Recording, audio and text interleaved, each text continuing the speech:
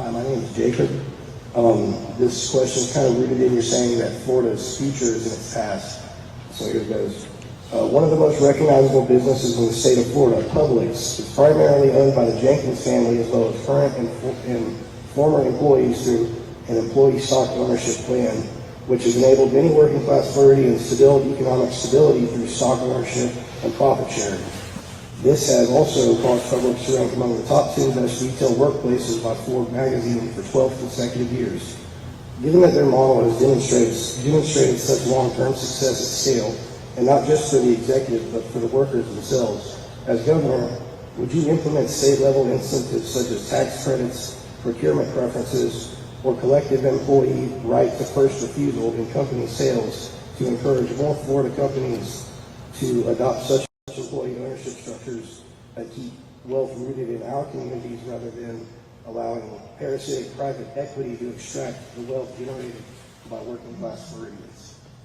Well, I have benefited from Publix's generosity. They still give me the free kids cookie at the bakery. Hey!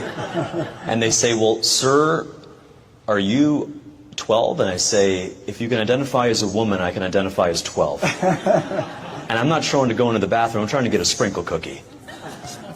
To answer your question, yes. I believe that companies like Publix, like Costco, that have given their employees actual ownership in the company, that ownership compounds at a rate far better than wages. That gives them true wealth and independence. And one thing that I would look at as governor is aligning the incentives from the state tax system to make sure that companies are rewarded and incentivized for telling their employees, you're not just someone who can be swapped out in a revolving door. You can, if you so choose, you can be an active owner in this company. One, that's great for the employee to have some stock.